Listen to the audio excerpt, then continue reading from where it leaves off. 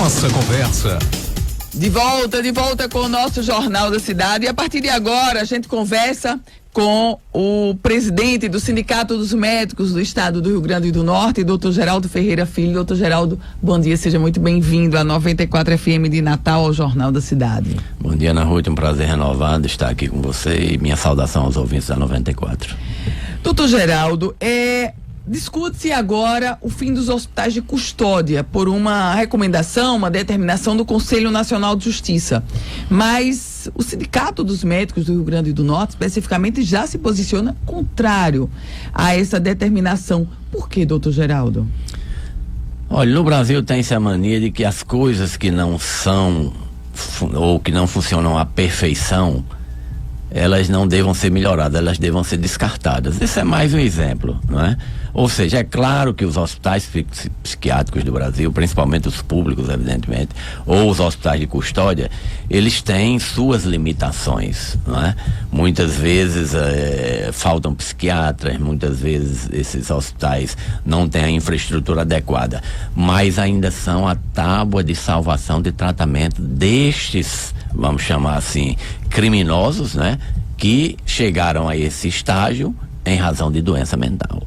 Então, esses hospitais, por se dedicarem exclusivamente aos cuidados desse paciente, pelo contrário, em vez de serem desumanos, eles são humanos, porque tentam tratar este preso. Agora, a decisão do Conselho que joga estes apenados na rede de hospitais públicos, que não dá conta sequer do que já é atendido, então aí é a desassistência completa. Então, quando o Sindicato Médico, a Associação Brasileira de Psiquiatria, o Conselho Federal de Medicina se posicionam contra, significa que nós precisamos arranjar um meio de cuidar desses pacientes, porque o modo que está sendo providenciado pelo Conselho Nacional de Justiça, que é entregá-los à rede pública e à rede de assistência psicossocial, que envolve CAPS, residências terapêuticas, etc., que nós sabemos que infelizmente não dão a resposta necessária, significará desassistência e um risco para os próprios pacientes e para a sociedade.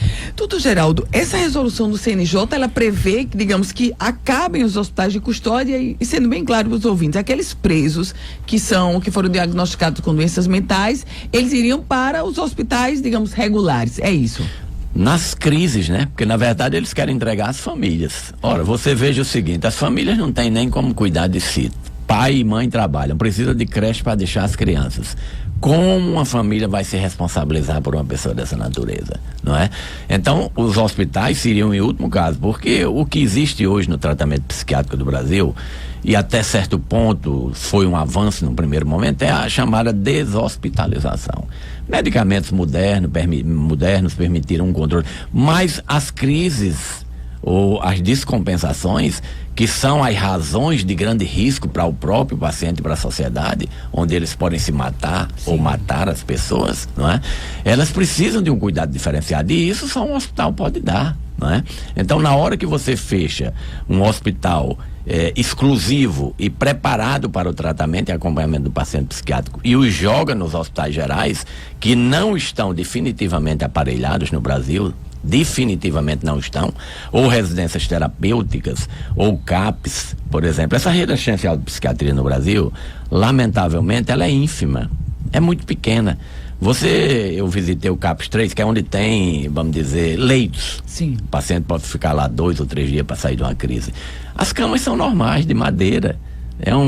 Vamos dizer, nós ainda estamos na fase de preparação dessa estrutura, e hoje ela é meio faz de conta, ela não funciona, é verdade. Quando você precisa de fazer o acompanhamento do paciente psiquiátrico, que você quer incluí-lo num grupo de tratamento, não tem vagas. Então é um drama muito grande, que vem agora a ser agravado com essa decisão, porque são pacientes de periculosidade para si próprios e para a sociedade, criminosos com crimes bem consideráveis e que assombraram a sociedade, né? Doutor Geraldo, e nesse contexto, os sindicatos dos médicos, as associações, como é que elas estão agindo? Porque o prazo, inclusive, já se esgotou, não é? O prazo definido pelo Conselho Nacional de Justiça. Isso, a portaria 2022, né, que previa que agora em janeiro era para estar tudo fechado, não é? Todos os hospitais. São 32 hospitais 32 em todo o país. Todo o país. Mais de 16 estão abertos, não é? Alguns fecharam, mas... Aqui nós temos, doutor? Aqui temos um, em Natal, nós temos o Hospital de Custódia. Eu tive a preocupação de ligar, né, para o secretário de Segurança para perguntar a situação. Eles estão discutindo, tem uma comissão discutindo como serão conduzidos esses pacientes apenados. E ainda tem 10 pacientes de periculosidade que cometeram crime. Ainda tem, exatamente. Então não está fechado ainda daqui. Mas o prazo final mudou para agosto agora. Não sei se será cumprido. Mas as entidades médicas entraram no Supremo Tribunal Federal, não é? Com uma ação de inconstitucionalidade. Na verdade, você está desassistindo, está tirando ao paciente o direito de ser tratado, não é?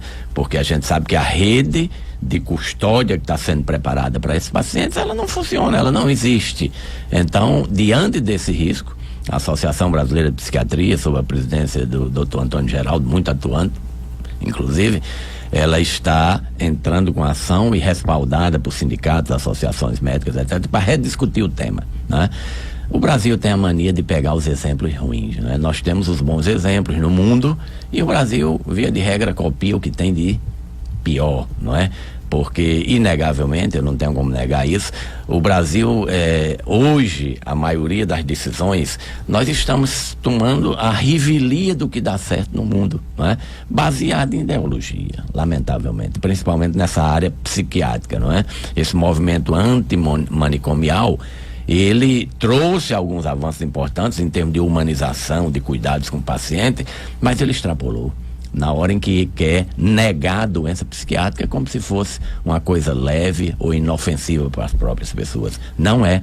É uma doença de altíssimo risco para a pessoa e para a sociedade. Doutor Geraldo, esse pedido feito ao Supremo Tribunal Federal, ele já tem data para ser julgado? Já há alguma sinalização? Porque o prazo é agosto, e agosto é depois de amanhã, né, doutor Geraldo? Depois de amanhã, é verdade. Olha, as coisas no Brasil também são assim, se colar, colou, né? Ou seja, fecha amanhã, mas se não der, é isso mesmo, né? Se adapta a essa realidade. Então, hoje nós temos uma situação de 4.600 presos nessa situação no Brasil. É um número considerável, né? E eu queria trazer aqui, por exemplo, a experiência de alguns países do mundo, os Estados Unidos. Aí o camarada diz, lá não tem? Tem os hospitais forenses, que são encarregados disso, não é? De cuidados desse paciente. A Inglaterra, né?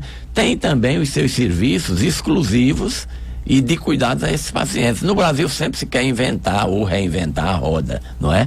Ou seja, esta doença, ela não existe, eu boto num hospital normal, hospital geral. A doença psiquiátrica exige cuidados especiais, não é? E não é nada demais. Ela trata esses hospitais como se fosse um preconceito contra os doentes mentais. Não é. Nós temos hospitais de otorrino, nós temos hospitais de vascular, nós temos hospital de geral, e o hospital psiquiátrico se trata apenas da reunião da excelência do tratamento. Ali estão as pessoas mais preparadas, mais adequadas para cuidarem desse paciente. Mas no Brasil tudo começou, hoje se vê sobre a visão de preconceito. Não há preconceito, há necessidade de muito maior cuidado com esses pacientes, que sofrem muito, inclusive, né? E que ao longo da história, inegavelmente, foram muito maltratados e mal cuidados. É uma realidade. Mas que não é a situação atual, onde medicamentos modernos, caríssimos, não é? E uma força psiquiátrica muito bem formada e treinada está habilitada a tratá-los da melhor maneira. A Secretaria de Segurança, o secretário Coronel Araújo, ele sinalizou qual seria a alternativa para esse hospital de custódia aqui em Natal, que eles estão tratando, ou eles estão buscando, estão construindo, doutor Geraldo, quando o senhor teve contato com ele? Olha, a impressão, você quer a impressão que eu tenho, né? Essa é a impressão que o senhor teve, exatamente, foi que o senhor captou. Eu acho, não, ele não me disse, mas a impressão que eu tenho é que a segurança, via de regra, ela diz transferir meu problema para outro, né? Me livrei de um problema, né? Claro que é um problema para eles, né? Quer dizer, de altíssima complexidade. Você imagina, a Secretaria de Segurança, não é? Gerir uma estrutura de saúde, não é fácil, né? Realmente é complicado.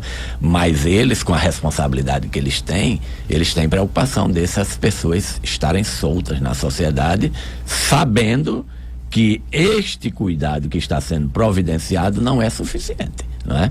Você dizer que esses pacientes vão se internar em hospitais públicos, em quais, não é? Que hospital público? né? Então é muito complicado. A visão das entidades médicas é de proteção aos pacientes e à sociedade.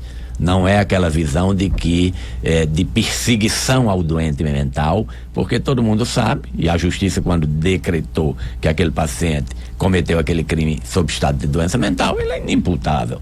Mas não significa que ele não deva ser tratado. Ele precisa ser tratado, porque se ele não for tratado, ele levará a sociedade a um maior risco. Então é preciso muito bom senso, não é? E, infelizmente, decisões dessa natureza do Conselho Nacional de Justiça não levam a um melhor cuidado desses pacientes. Eles levam a um maior risco. Doutor Geraldo Ferreira Filho, aproveitando a presença do senhor aqui, semana passada, salvo engano, o Sindicato dos Médicos trouxe uma denúncia sobre a questão do Valfredo Gurgel, inclusive falando de uma paciente que tinha sido vítima de AVC e estava sendo tratada numa cadeira. Que relato foi isso, doutor Geraldo? Olha, o Valfredo está passando por um momento muito crítico, né? Aliás, é crônico, né? Mas de vez em quando se agudiza. Então, houve uma reforma na porta do pronto-socorro de lá. Eram 5 clínicos, para você ter uma ideia. Deixaram 2. Tiraram 3 para medicação de pacientes. Por outro lado, os neurologistas que cuidavam dessa área importante de AVC, eles ao longo do tempo se aposentaram, pediram afastamento, não foram recontratados, o governo não faz concurso, não é? Então, há um problema seríssimo lá. Primeiro, a porta só tem 2 clínicos, então há uma superlotação.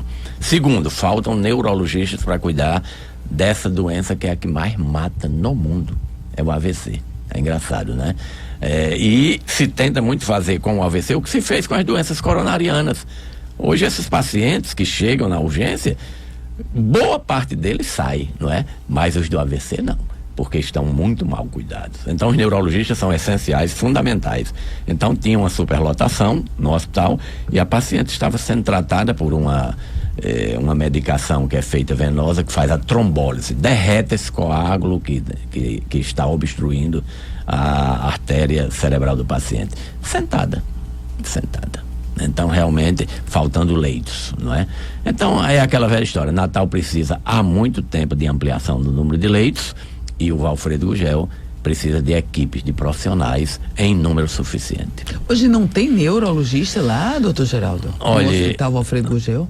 Contratados não. Existem via cooperativa, né? Terceirizados, e num sistema de trabalho que, no nosso entendimento, não é? Eles ficam apenas no plantão. É preciso neurologistas como diaristas, que acompanhem diariamente este paciente. Por quê?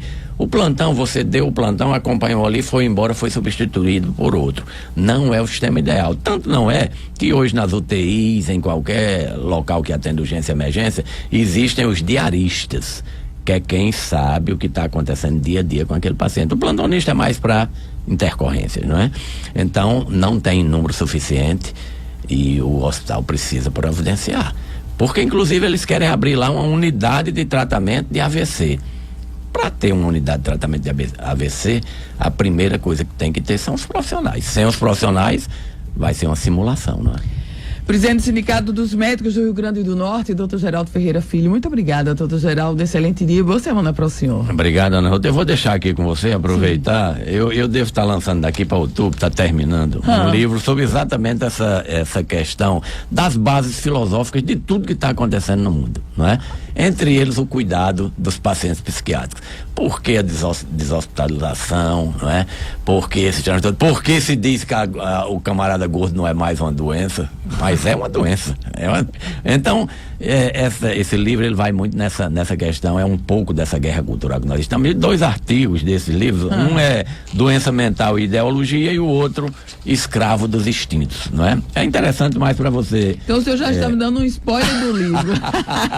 Obrigado. Mas o mais interessante, eu queria só o fim desse artigo aqui, é muito interessante, para você ver que é preciso muito cuidado com a doença psiquiátrica. Esse Theodore Dalrymple é um pseudônimo de um psiquiatra britânico, não é? E ele tratou muito exatamente em hospitais de custódia, né? Então ele disse que num dado momento, não é? Um dos presos, do criminoso, tinha assassinado a namorada. E ele, na conversa, o criminoso disse a ele: doutor, Se eu não tivesse matado ela, eu não sei o que eu poderia ter feito. Você imaginou aí o grau, já chegou ao extremo, mas você vê como é perigoso essa verdade. Questão de o cuidado tem que se ter com o paciente psiquiátrico, né? Tratar, nós defendemos o tratamento justo, nos melhores hospitais e nas melhores condições. Obrigado pela oportunidade, um bom dia para todos. Obrigada, doutor Geraldo, vou ler esse spoiler do livro, quando o senhor for lançar o livro, o senhor volta aqui. Obrigado, doutor Geraldo, um abraço. Um abraço. 8 horas.